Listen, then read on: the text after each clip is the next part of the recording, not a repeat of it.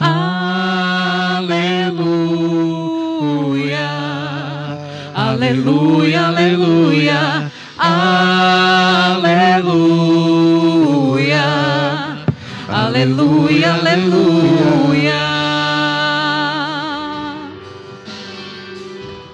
Quero ouvir o que o Senhor irá falar. Tua palavra vai minha vida transformar. Luz para o meu caminho, verdade e vida.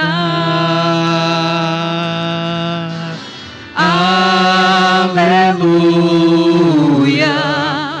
aleluia, aleluia, aleluia, aleluia, aleluia.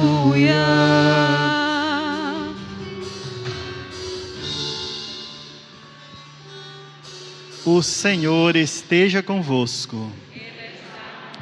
Proclamação do Evangelho de Jesus Cristo segundo Marcos.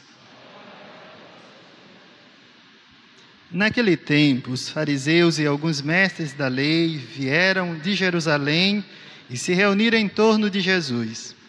Eles viam que alguns dos seus discípulos comiam o pão com as mãos impuras, isto é, sem as terem lavado.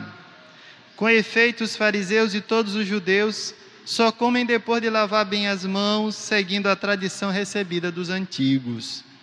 Ao voltar da praça, eles não comem sem tomar banho e seguem muitos outros costumes que receberam por tradição, a maneira certa de lavar copos, jarras e vasilhas de cobre.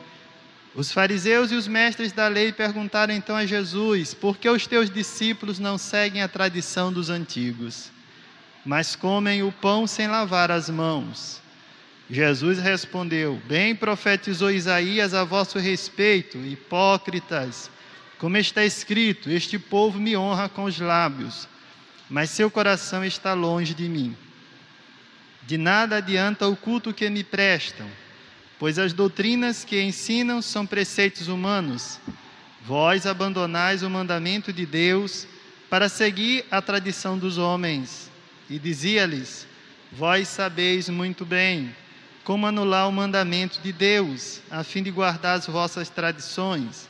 Com efeito, Moisés ordenou: honra teu pai e tua mãe, e ainda, quem amaldiçoa o pai ou a mãe deve morrer.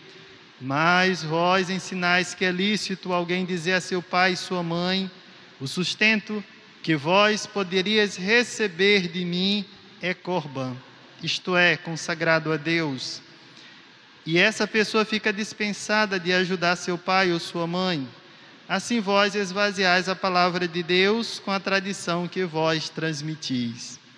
E vós fazeis muitas outras coisas como estas. Palavra da salvação. Glória a vós, Senhor. Caros irmãos e irmãs, eu queria trazer presente hoje uma tradição antiga que aos poucos está sendo esquecida. A gente abandonou. Hoje, com a chegada das novas tecnologias, da TV, ainda mais agora da internet, né, do celular, computador e tantas outras coisas, essa tradição, esse costume foi esquecido. Que é justamente aquelas historinhas que os vovôs contavam para seus netinhos.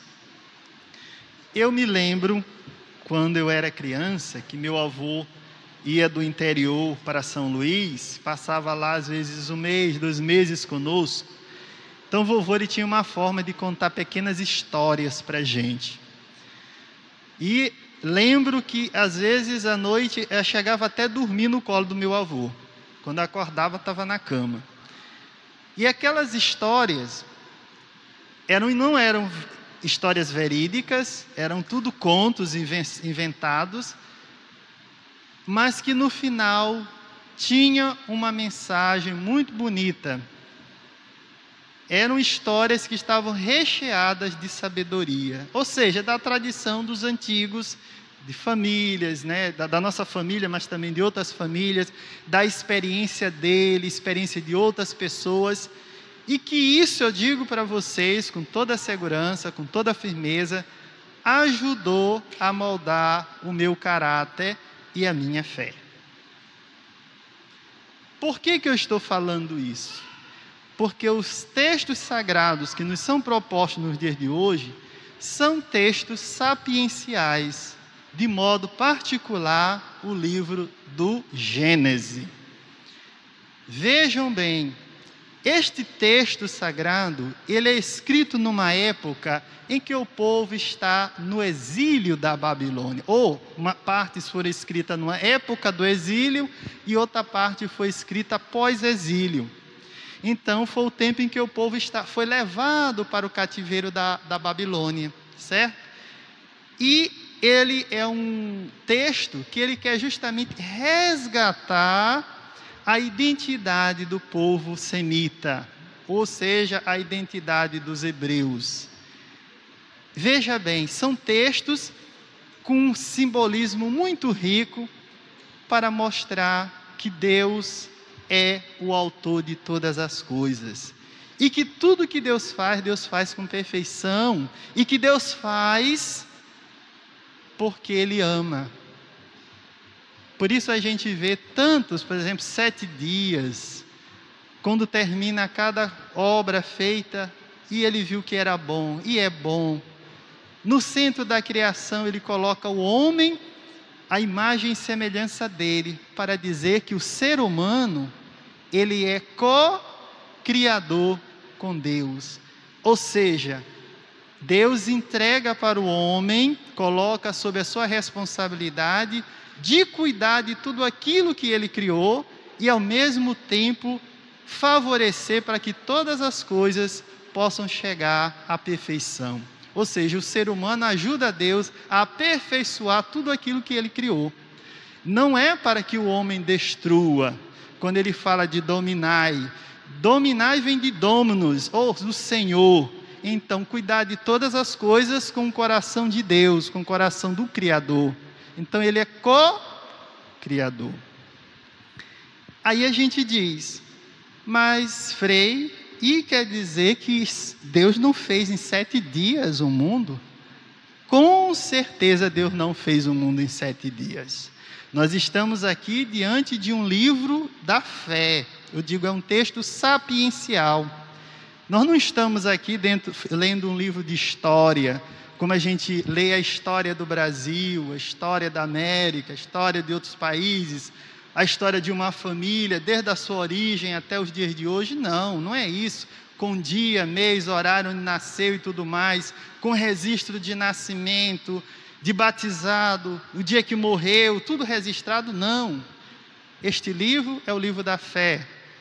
É um livro que foi escrito a partir de uma necessidade. E aqui a necessidade o quê? Resgatar uma identidade. Então o povo já não sabia mais nem quem era Deus. E aí vem aquelas perguntas, mas tudo isso que existe, quem foi que criou? De onde é que veio tudo isso? Então vêm os sábios e começam a escrever a origem de todas as coisas. E aí nasce o livro do Gênesis. Eu sei que para alguns talvez pode chocar as pessoas, né? Mas Frei, não é desse jeito? Não. E não é só isto. Muitos outros textos sagrados que nós temos na Bíblia Sagrada, a gente lê aquilo que está lá, mas a gente deve ler desconfiando. Temos que ler com uma lente profunda que se chama fé. A lente da fé tem que estar em cima do texto sagrado.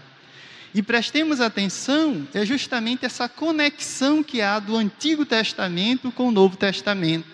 O que vem hoje na outra asa da liturgia, né, da liturgia da palavra? Justamente Jesus falando a questão da tradição. Eles vão questionar Jesus, porque os discípulos de Jesus não lavam as mãos como comem o pão. Isso é impossível. Vejamos bem, se vocês pegarem o livro de Levítico e começarem a ler, vocês vão ver que tem tantas prescrições para tudo, né? a lei que fala do puro e impuro, que é justamente essa temática que está agora no Evangelho esses dias, então nasce lá no livro do Levítico. Aí, para a gente entender por que isso surge, porque quando o povo de Deus se instalou na Terra Santa, lá em Canaã, existiam outros povos. E estes povos, eles tinham as suas práticas e rituais, né? E mexiam com sangue e com vários outros tipos de coisas que eram proibidas para o povo do Antigo Testamento. Então, por isso nasce todas essas práticas de não comer certos tipos de carne, de fazer as abluções, lavar as mãos, lavar os pratos, as colheres e tudo mais, os metais que são feitos à refeição. Quando vier da rua, tem que lavar a mão, tomar banho, tocar, toda essa coisa. Até que parece que foi escrito hoje, né? Porque com a questão do coronavírus, né? Aí eu tomo banho não sei quantas vezes. Já disse, daqui uns dias eu vou começar a descoarar, eu vou ficar branco. Porque tanto banho, tanta coisa, mas necessário por quê? Porque senão a gente vai ficar doente. E daí se morre. Aí vocês vão ficar com menos um padre aqui na paróquia, né? Para celebrar para vocês. Então é necessário. Aí voltamos para o Antigo Testamento. Então naquela época, por que tudo isso? Para que o povo, Deus queria separar esse povo para dizer, ó, vocês são diferentes desses outros, tá? Que não seguem a lei, que não seguem o Senhor, que não seguem os seus mandamentos. Então, por isso, era necessário. E outra questão muito importante, que ilumina também os dias de hoje. Todas essas práticas também, de higiênicas, elas eram para evitar também as doenças, porque naquela época tinham muitas doenças, essas pessoas transmitiam muitas doenças, então era questão também higiênica, para preservar a saúde das pessoas. Só que o que aconteceu? Essas práticas, elas continuaram assim, muito forte, né, na proporção que o povo foi caminhando. E aí o povo começou a esquecer de fato a lei e ficaram só nos rituais. Os rituais ficaram mais importantes do que de fato a palavra de Deus, certo? Ficaram na casca e esqueceram o miolo. Quer dizer, a lei realmente ficou ofuscada. Aí fica só nos rituais, nas práticas, né, de purificação e tudo mais. E esqueceram de fato a essência. Esqueceram o amor de Deus, né? E de reconhecer que Deus é um Deus bom, um Deus criador, um Deus que concede vida a todos, que abençoa a todos, que é misericordioso, que acolhe, enfim, essas coisas ficaram de lado e ficaram apenas nas coisas, né? Nessas ritos. Então Jesus, de maneira alguma, ele não quer abolir a lei, mas Jesus quer aperfeiçoar, Jesus quer que as pessoas voltem novamente lá para o centro, para aquilo que é importante, não essas práticas que às vezes são práticas excludentes, são práticas que impedem as pessoas de participar da vida familiar, da vida comunitária, da vida social, né, da vida eclesial. Ficam todos para fora. Então, tem os puros e tem os impuros. Então, esses aqui não podem participar. Esses aí estão com uma mancha, estão com uma marca, né? Então, não podem se aproximar do altar, não podem se aproximar dos outros. Não esqueçamos que Jesus mesmo, o que Jesus fez? Jesus, muitas vezes, foi comparado também a pessoas impuras. Por exemplo, quando Jesus ressuscitou um morto, tocou no caixão, então logo Jesus não podia também participar, se aproximar das pessoas, porque ele ficou impuro. A mesma coisa foi quando ele curou um leproso. Então Jesus tornou-se também leproso, porque tocou num leproso, impuro, entendeu? Então assim, se fica nessas coisas, né? Então isso para nós também é importante a gente olhar isto, a gente rezar, né, a palavra de Deus, tentar abrir a nossa mente, e entender que às vezes também nós nos tornamos pessoas legalistas, que olhamos outros a partir desse prisma do puro e do impuro. Então esse aqui é puro, nós somos puros. Aquele ali, olha, ele é pecador, é impuro, ele não pode participar, ele não pode, né, se aproximar, esse aqui a gente nem fala muito com ele porque ele é impuro, ele está em pecado, ele é não sei o que tem, não. E se a gente olha a prática de Jesus é totalmente diferente. Jesus faz é se aproximar. Aí lembro novamente o Evangelho de domingo, que nos mostra claramente isso quando Jesus se aproxima de quem? Da mulher, da sogra de Simão, né? Ele se aproxima. O gesto de se aproximar, gente, é o gesto de a gente chama quebra-gelo, né? Eu me lembro muito bem, eu gosto muito de fazer essa memória, acho que aqui, não sei se uma vez eu contei isso, eu ia fazendo uma caminhada em um determinado lugar, e à medida em que eu ia caminhando, vinha uma senhora ao meu encontro, né? Então, a senhora, quando a gente foi, acho que estava mais ou menos 2, 3 metros, se aproximando, a mulher gritou. E eu que me assustei, né? É porque ela pensava que eu era ladrão. Não foi outra coisa. Pensava que eu ia assaltar ela, acho que era isso, né? E eu vinha tão ali desligado, tão assim, sabe, absorvido nas minhas meditações pessoais, né? Eu me dei nem foi para sorrir daquilo, né? Mas também a perdoei e continuei minha caminhada, né?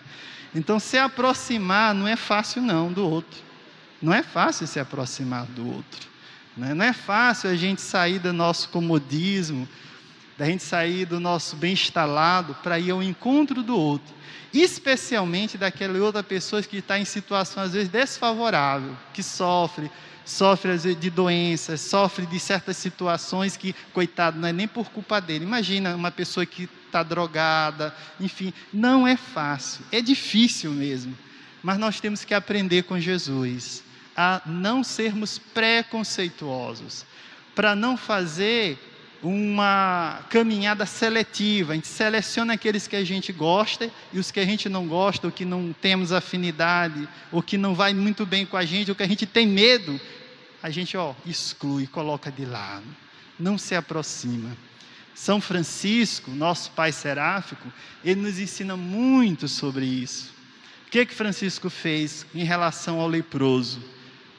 Aquilo que me parecia amargo, nojento, repugnante, tornou-se para mim doçura da alma e do corpo. O que ele faz? Quando encontra um leproso, ele vence a si mesmo, desce do cavalo, vai lá e dá um abraço no leproso. E o leproso daquela época não era o leproso de hoje, que está todo limpinho, cheirosinho, está bem cuidado. Eram pessoas caindo nos pedaços, eram pessoas apodrecidas, né? Zumbis, na verdade. E Francisco venceu a si mesmo e foi ao encontro do leproso. Então, é um convite também para nós. Francisco conseguiu fazer isso 800 anos atrás, por que nós também não podemos fazer a mesma coisa? Podemos. Jesus já nos ensina isso no Evangelho. Então, um convite para nós também a sairmos de nós mesmos. Não sermos intimistas, mas sermos também generosos como Jesus. Sejamos misericordiosos, porque nós queremos a misericórdia dele também. Então, nós, todas as vezes que tivermos essa oportunidade, irmãos, de sermos misericordiosos, generosos, amorosos, façamos, porque este é o caminho do cristão. É o Senhor que nos pede, porque nós recebemos muitas graças dele, né? Muitas graças, recebemos muito do Senhor. Então quem recebe muito também, quem é muito amado, também tem que amar muito. Esse é o convite que o Senhor nos faz nesta noite, em que nós celebramos a memória de Santo Antônio, que nós celebramos também o 7º dia dos nossos falecidos, mês, né? E que nós agradecemos o dom da vida, que nós agradecemos as graças alcançadas, né? De poder estudar, aperfeiçoar a nossa profissão. Aqui eu vi uma intenção muito bonita, uma irmãzinha que vai fazer uma residência num hospital que vai cuidar de um órgão muito importante do ser humano, que é o coração, né? Cuidar do coração não é fácil não, né? Então cuidemos do coração, irmãos e irmãs, mas cuidemos também da nossa alma. Louvado seja nosso Senhor Jesus Cristo.